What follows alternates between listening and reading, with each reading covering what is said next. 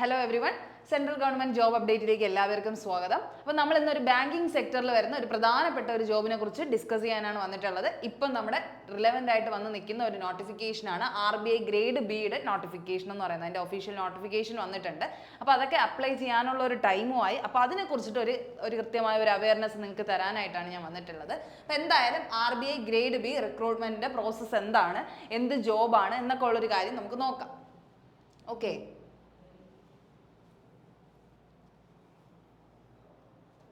Okay, നമ്മുടെ reserve bank of ഇന്ത്യയുടെ officer grade post ആണ് ശരിക്കും പറഞ്ഞാൽ വിളിച്ചിരിക്കുന്നത് കേട്ടോ. റിസർവ് ബാങ്ക് ഓഫ് ഇന്ത്യയുടെ ഗ്രേഡ് പോസ്റ്റിലേക്കാണ് ഇപ്പോൾ ക്ഷണിച്ചിരിക്കുന്നത്.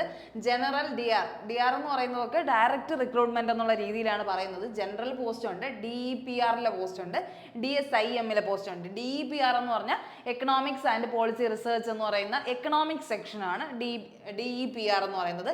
ഇത് ജനറൽ സെക്ഷൻ, ആർക്ക് വേണോ നമുക്ക് ചെയ്യാൻ പറ്റുന്ന ഒരു സെക്ഷനാണ്. ഇനി അടുത്ത് DSIM എന്ന് പറഞ്ഞാൽ സ്റ്റാറ്റിസ്റ്റിക്കൽ മാനേജ്മെന്റിൻ്റെ ഉള്ള ഒരു പ്രത്യേകമായിട്ടുള്ള ഒരു ഡിപ്പാർട്ട്മെന്റ് ആണ്. അപ്പോൾ ഈ ഒരു 3 ഡിപ്പാർട്ട്മെന്റിലേക്കാണ് ഇപ്പം എന്ത് ചെയ്യുന്നത്, വാക്കൻസീസ് വിളിച്ചിട്ടുള്ളത്. അപ്പോൾ ഓഫീസർ പോസ്റ്റ് ആണ്. നമുക്കറിയാം ബാങ്കിങ് സെക്ടറിലെ ജോബ് എന്നൊക്കെ പറഞ്ഞു കഴിഞ്ഞാൽ അത്രയും ഇമ്പോർട്ടൻ്റ് ആയ ജോബാണ്, അത്രയും ടാസ്ക് ഉള്ള ജോബാണ്, അത്രയും ടഫസ്റ്റ് ജോബ്സ് ആണ്. ടഫസ്റ്റ് ജോബ്സ് എന്നല്ല, ടഫസ്റ്റ് എക്സാമിനേഷൻ ആണ്. അത്രയും സാലറി തരുന്നത് കൊണ്ട് തന്നെ അവർ നല്ല രീതിക്കുള്ള ക്വസ്റ്റ്യൻസ് തന്നെയായിരിക്കും അവർ എന്ത് ചെയ്യുന്നത്, എപ്പോഴും ചോദിക്കാറുള്ളത്.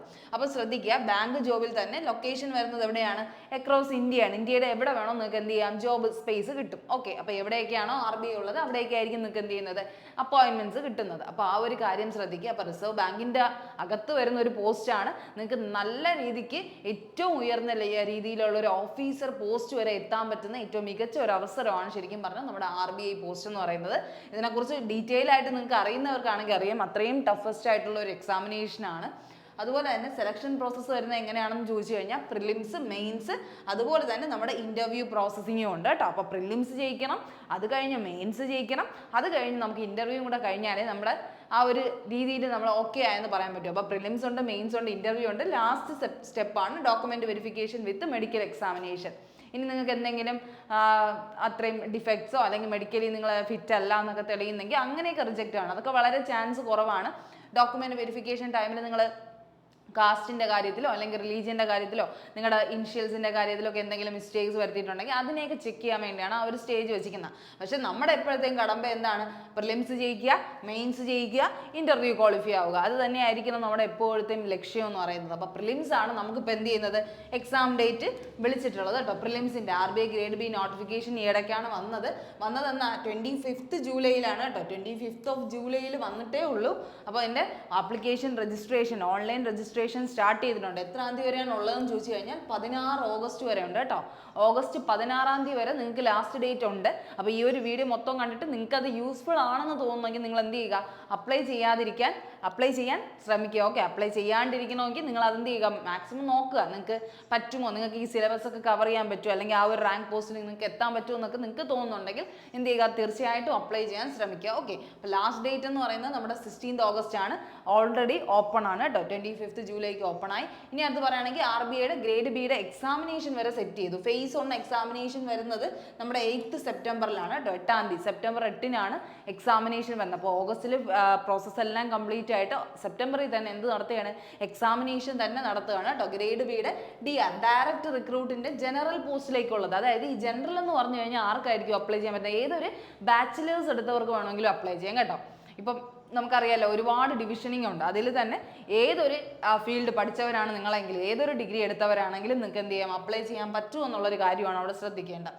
ഇനി അടുത്ത grade B phase 1 examination of DR, DEPR and DSIM. അതെന്താണ്, എക്കണോമിക്സ് ആണ് അല്ലേ. എക്കണോമിക് ആൻഡ് പോളിസി റിസർച്ച് എന്ന് പറഞ്ഞ ഡിപ്പാർട്ട്മെൻറ്റും സ്റ്റാറ്റിസ്റ്റിക്കൽ മാനേജ്മെൻറ്റ് എന്ന് പറഞ്ഞ ഡിപ്പാർട്ട്മെൻറ്റും. അപ്പോൾ നിങ്ങൾക്ക് എന്തറിഞ്ഞിരിക്കണം, നിങ്ങൾ PG എടുത്തിരിക്കണം. കുറഞ്ഞത് എന്തെടുത്തിരിക്കണം, PG മാസ്റ്റേഴ്സ് ഡിഗ്രി എടുത്തിരിക്കണം. അതിൽ മാസ്റ്റേഴ്സ് ഡിഗ്രി എന്ന് പറഞ്ഞാൽ എക്കണോമിക്സിലോ അല്ലെങ്കിൽ അതിൻ്റെ ഇക്വലൻ്റ് ആയിട്ടുള്ള എഞ്ചിനീയറിംഗ് ഫീൽഡിലോ അല്ലെങ്കിൽ സ്റ്റാറ്റിസ്റ്റിക്കൽ മാനേജ്മെൻറ്റ് മാത്സ് പോലുള്ള സബ്ജക്റ്റിലോ നിങ്ങൾ എന്ത് ചെയ്തിരിക്കണം, നിങ്ങൾക്ക് ബിരുദാനന്ദ ബിരുദം ഉണ്ടെങ്കിൽ മാത്രമേ എന്ത് ചെയ്യാൻ പറ്റുള്ളൂ, ബിരുദാനന്ദ ബിരുദം. അപ്പോൾ അതെന്താണ്, PG ഉണ്ടെങ്കിൽ മാത്രമേ നിങ്ങൾക്ക് എന്ത് എന്ത് ചെയ്യാൻ പറ്റത്തുള്ളൂ, ഈ ഒരു എക്സാമിന് വേണ്ടി അപ്ലൈ ചെയ്യാൻ പറ്റും. ഗ്രേഡ് ബിയിലെ ഏത് പോസ്റ്റിലേക്ക്, DR പോസ്റ്റിലേക്ക്, DEPR പോസ്റ്റിലേക്കും DSIM പോസ്റ്റിലേക്കും നിങ്ങൾക്ക് അപ്ലൈ ചെയ്യാൻ പറ്റത്തുള്ളൂ. അപ്പോൾ അതിൻ്റെ എക്സാം വരുന്നത് 14 സെപ്റ്റംബറിനാണ് കേട്ടോ. അപ്പം നമ്മുടെ 3 കാറ്റഗറി ഉണ്ടായിരുന്നു. ഫസ്റ്റ് കാറ്റഗറിയുടെ എക്സാമിനേഷൻ എല്ലാവർക്കും അപ്ലൈ ചെയ്യാം, അത് 8 സെപ്റ്റംബറിലാണ് വരുന്നത്. അത് കഴിഞ്ഞ് വരുന്ന DEPRന്റെ പോസ്റ്റും DSIMലേക്കുള്ള ഡിപ്പാർട്ട്മെന്റിലെ പോസ്റ്റും എന്താണ് 14 സെപ്റ്റംബറിനാണ് അതിൻ്റെ എക്സാമിനേഷൻ വരുന്നത്. ഇതാണ് പ്രിലിംസിൻ്റെ എക്സാമിനേഷൻ പറയുന്നത് കേട്ടോ. അപ്പോൾ സെപ്റ്റംബറിലാണെന്ന് ആലോചിക്കുക. ഇനി അടുത്ത അതിൻ്റെ phase 2 എക്സാമിനേഷൻ ഉണ്ട്. phase 2 എക്സാമിനേഷൻ എന്ന് പറഞ്ഞാൽ മെയിൻസ് എന്നുള്ള രീതിക്കാണ് കേട്ടോ. മെയിൻസ് എക്സാമിനേഷനും അനൗൺസ് ചെയ്തിട്ടുണ്ട് 19 ഒക്ടോബർ. അതായത് ഇതിൽ നിന്ന് സെലക്ട് ആവുന്ന കുറച്ച് കുട്ടികൾ എന്തിലേക്ക് വിളിക്കും, നമ്മൾ മെയിൻസ് എക്സാം എഴുതാൻ വിളിക്കും അല്ലേ. അപ്പോൾ ആ സമയത്ത് നിങ്ങൾക്ക് 19 ഒക്ടോബറിനാണ് അതിൻ്റെ ഇത് വരുന്നത്. ഇനി അതിൽ തന്നെ ഗ്രേഡ് ബിയിൽ തന്നെ ബാക്കിയുള്ള DEPRും DSIM എന്ന് പറഞ്ഞ പോസ്റ്റിലേക്ക് നിങ്ങൾക്ക് എപ്പോഴാണ് 26 ഒക്ടോബർ 2024 എന്ന് പറഞ്ഞൊരു ടൈമിലേക്കാണ് വിളിച്ചിരിക്കുന്നത്. അപ്പോൾ എന്തായാലും സെപ്റ്റംബർ ഒക്ടോബറിലാണ് എക്സാം എന്ന് മനസ്സിലാക്കുക. അതുപോലെ തന്നെ നിങ്ങൾക്ക് എന്താണ് നിങ്ങളുടെ ഇൻ്റർവ്യൂ, ലാസ്റ്റ് സ്റ്റെപ്പായി ഇൻ്റർവ്യൂ വരുന്നത് ഡിസംബറിലാണെന്ന് മനസ്സിലാക്കുക. അതായത് ഈ വർഷം തന്നെ നിങ്ങൾ എക്സാം എഴുതി കഴിഞ്ഞാൽ ഈ വർഷം തന്നെ അതിൻ്റെ റിസൾട്ടും അനൗൺസ് ആവും. കംപ്ലീറ്റ്ലി അടുത്ത വർഷം നിങ്ങൾ എന്ത് കയറും, ഒരു ജോലിക്ക് കയറുമെന്ന് ഒരു ഷുവർ ഷോട്ടായിട്ടുള്ളൊരു കാര്യമാണ് എന്തിൽ പറയുന്നത്, RBIയുടെ ഈ പോസ്റ്റിങ്ങിലൂടെ പറയുന്നത്. അപ്പം നിങ്ങൾ മനസ്സിലാക്കുക, അവർ ഇത്രയും ഒരു ഓപ്പർച്യൂണിറ്റി തരിക എന്ന് പറഞ്ഞാൽ ഇത്രയും ഷുവർ ഷോട്ടായിട്ട് എക്സാമിനേഷൻ ഡേറ്റ് ഫിക്സ് ചെയ്തു, ഇൻ്റർവ്യൂ വരെ സെറ്റ് ചെയ്ത് വെച്ചിട്ടുണ്ട്. അപ്പോൾ നിങ്ങൾക്ക് എന്ത് ചെയ്താൽ മതി, ഇനി എക്സാമിനേഷൻ എഴുതിയാൽ മതി. പിന്നെ എഴുതുന്നവർ എപ്പോഴും ശ്രദ്ധിക്കേണ്ടത് എന്താ, ടഫസ്റ്റ് എക്സാമിനേഷനാണ്, RBI ആണ് അല്ലേ ഏറ്റവും ടോപ്പിൽ നിൽക്കുന്ന നമ്മുടെ RBIയിലേക്ക് വിളിക്കുന്ന പോസ്റ്റാണ്. ഇത് തന്നെയാണ് അസിസ്റ്റൻ്റ് ആയിട്ട് തുടങ്ങി ഏതുവരെ RBI ഗവർണർ വരെ എത്താൻ പറ്റുന്ന പോസ്റ്റാണ് ഇതിനകത്ത് കിടക്കുന്നത്. അപ്പോൾ അത്രയും ഹൈപ്പ് ഉള്ള ഒരു ജോബാണ്, അത്രയും സാലറി പാക്കേജ് കൂടെ വരുന്ന ഒരു ജോബാണ്. അപ്പോൾ അതെന്താണ്, എക്സാമിനേഷൻ ഒരിക്കലും നിസ്സാരമാണെന്ന് വിചാരിക്കരുത്. നല്ല എക്സാമിനേഷൻ ടഫ്നെസ് ഉണ്ട്.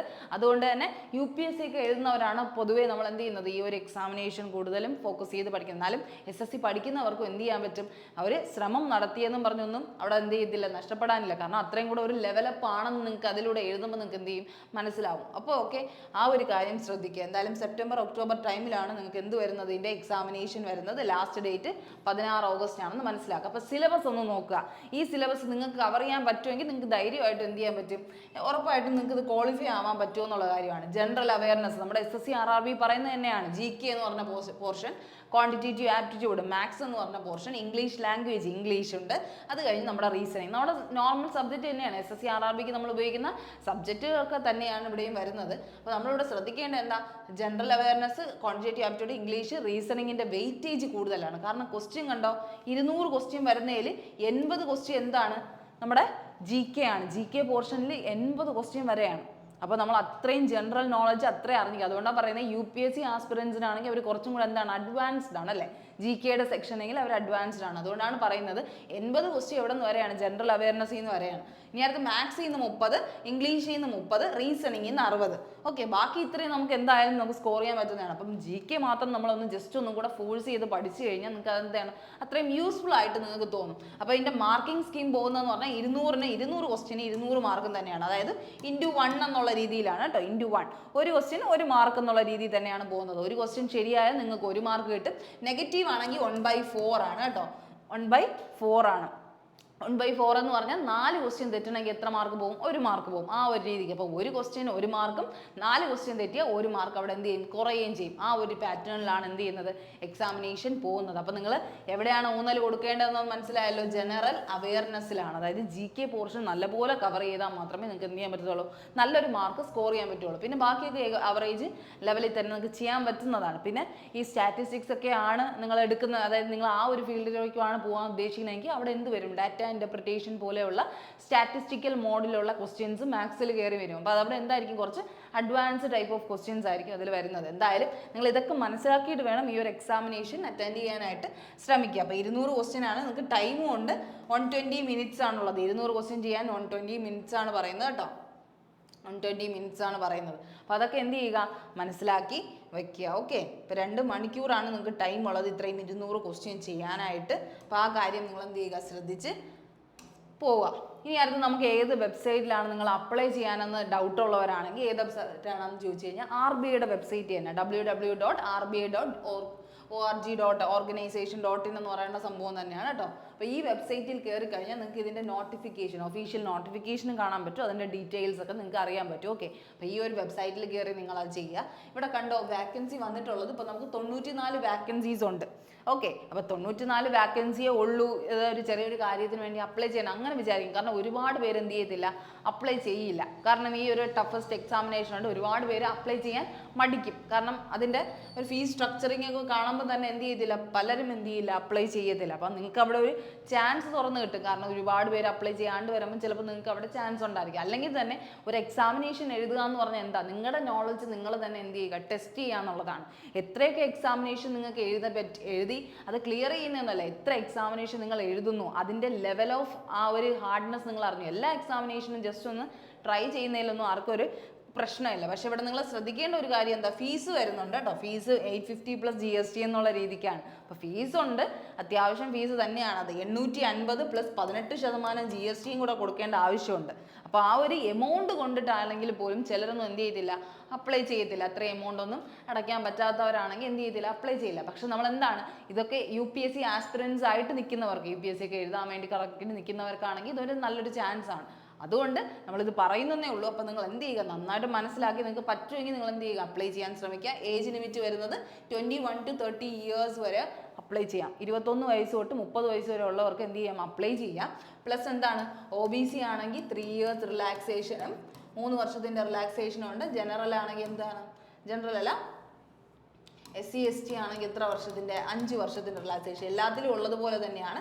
അപ്പോൾ OBCക്ക് ആണെങ്കിൽ 3 വർഷത്തിൻ്റെ റിലാക്സേഷനും SC STക്ക് ആണെങ്കിൽ 5 വർഷത്തിൻ്റെ റിലാക്സേഷൻ പ്ലസ് വരെയാണ്. അപ്പോൾ അങ്ങനെയൊക്കെ സാഹചര്യങ്ങളുള്ളവർക്ക് എന്ത് ചെയ്യാം, ഇതൊരു അപ്ലൈ ചെയ്യാൻ പറ്റുമെന്നാണ്. സാലറി ഉണ്ടോ, ഈ ഒരു സാലറി പാക്കേജ് എങ്കിലും കണ്ടിട്ട് നിങ്ങൾക്ക് ആ ഒരു എക്സാം അറ്റൻഡ് ചെയ്യാൻ തോന്നുന്നുണ്ടോ? 1,00,000 പരം എന്തുണ്ട് സാലറി നമ്മുടെ കൈ കിട്ടുന്നുണ്ട്. 1,08,404 എന്നുള്ള രീതിയിലാണ് വരുന്നത്. എന്തായാലും ബേസ് സാലറി നമുക്കൊരു 60 അടുപ്പിച്ച് നമുക്ക് ബേസ് കിട്ടും. അത് കഴിഞ്ഞ് ഓരോ മാസം കൂടുന്തോറും എന്ത് ചെയ്യും, ഇൻക്രിമെൻറ്റ്സ് വരും. ഇത്രയും 1,00,000 അടുപ്പിച്ച് നമുക്ക് എന്ത് ചെയ്യുന്നുണ്ട്, കയ്യിൽ ഇൻ ഹാൻഡിൽ നമുക്ക് സാലറി കിട്ടാറുണ്ട് കേട്ടോ. അപ്പോൾ അത്രയും നല്ലൊരു ജോബ് ഓപ്പർച്യൂണിറ്റിയാണ്. അത്രയും നമുക്ക് എന്ത് ചെയ്യാൻ പറ്റും, അത്രയും ടഫ് ലെവൽ ഓഫ് എക്സാമിനേഷനിലാണെങ്കിൽ പോലും നിങ്ങൾ കിട്ടാൻ പോകുന്ന ലൈഫ് അത്രയും സെറ്റിൽഡ് ആയിട്ടുള്ള ഒരു ലൈഫാണ്. അപ്പോൾ അത് പ്രിപ്പയർ ചെയ്യണം. അങ്ങനെ ഒരു എന്താണ് ചാലഞ്ച് ഏറ്റെടുക്കാൻ തയ്യാറാവണമെങ്കിൽ നിങ്ങൾക്ക് എന്ത് ചെയ്യാം, ഉറപ്പായിട്ടും ആ ഒരു എക്സാമിനേഷൻ അറ്റൻഡ് ചെയ്ത് നോക്കാവുന്നതാണ്. ജനറൽ ആൻഡ് OBCക്ക് 850 പ്ലസ് GST എന്നുള്ള രീതിക്കാണ്. SC STക്ക് ആണെങ്കിൽ 100 പ്ലസ് GST ആണ്. 18% കേട്ടോ GST വരുന്നത്. അപ്പോൾ അതെന്ത് ചെയ്യണം, കൂടെ അടച്ചിട്ട് വേണം നിങ്ങൾ എന്ത് ചെയ്യാൻ, ഈ ഫീസ് രജിസ്ട്രേഷൻ ഇവിടെ വരുന്നത്. അതാണ് അവിടുത്തെ ഒരു പ്രധാന ഒരു കാര്യം നിങ്ങൾ ശ്രദ്ധിക്കേണ്ടത്. അപ്പോൾ ഈ ഒരു വെബ്സൈറ്റിൽ കയറി കഴിഞ്ഞാൽ നിങ്ങൾക്ക് ഇതിൻ്റെ കൂടുതൽ ഡീറ്റെയിൽസ് അറിയാൻ പറ്റും. വാക്കൻസീസ് ഇങ്ങനെ ഡിവൈഡ് ചെയ്താണ് കൊടുത്തിട്ടുള്ള, 3 കാറ്റഗറിക്കാണ് വിളിച്ചിട്ടുള്ള. അപ്പോൾ ആ വാക്കൻസി ലിസ്റ്റും കൂടെ നിങ്ങൾക്ക് അവിടെ നോക്കാൻ പറ്റുന്നതാണ് കേട്ടോ. അപ്പോൾ ആ ഒരു കാര്യങ്ങളൊക്കെ ശ്രദ്ധിക്കുക. അപ്പം നമ്മുടെ എഡ്യൂക്കേഷണൽ ക്വാളിഫിക്കേഷൻ പറയുമ്പോൾ ഡിഗ്രി വേണ്ട പോസ്റ്റ് ഒന്നാണ്. ജനറൽ കാറ്റഗറിക്ക് ഡിഗ്രി മാത്രമാണ് പറയുന്നത്, ജനറൽ ആയിട്ടുള്ള പോസ്റ്റ് വിളിച്ചിട്ടുള്ളതിൽ. അല്ലാതെ സ്പെഷ്യൽ ഫോഴ്സ് ഡിപ്പാർട്ട്മെൻറ്റിലേക്ക് വിളിച്ചിരിക്കുന്നതിന് മാസ്റ്റേഴ്സ് ഡിഗ്രിയാണ് വേണ്ടത്. അപ്പോൾ അതൊക്കെ ഉള്ളവർക്ക് എന്ത് ചെയ്യാം, അപ്പോൾ അത്രയും വളരെ കുറച്ചല്ലേ ആൾക്കാരല്ലേ അതിനൊക്കെ ആ ഒരു ഡിപ്പാർട്ട്മെൻറ്റ് ചൂസ് ചെയ്യത്തുള്ളൂ. അപ്പോൾ അതുകൊണ്ടാണ് PG ഒക്കെ എടുത്തവർക്കാണ് ചാൻസ് ഉള്ളത്. അപ്പോൾ ചാൻസ് എവിടെയാണോ നിങ്ങൾക്കുണ്ടെങ്കിൽ ഉറപ്പായിട്ടും എന്ത് ചെയ്യുക, അപ്ലൈ ചെയ്യാൻ ശ്രമിക്കുക പറ്റുന്നവരാണെങ്കിൽ. അപ്പോൾ ആ ഒരു കാര്യം പറയാനാണ് വന്നിട്ടുള്ളത്. അപ്പോൾ ഈ ഒരു കാര്യം അറിഞ്ഞിട്ട് നിങ്ങൾ എന്ത് ചെയ്യുക, അപ്ലൈ ചെയ്യണോ വേണ്ടതെന്നൊക്കെ ചിന്തിച്ച് അപ്ലൈ ചെയ്യുക. അപ്പോൾ എല്ലാവർക്കും നല്ലൊരു ദിവസം ആശംസിക്കുന്നു. Thank you.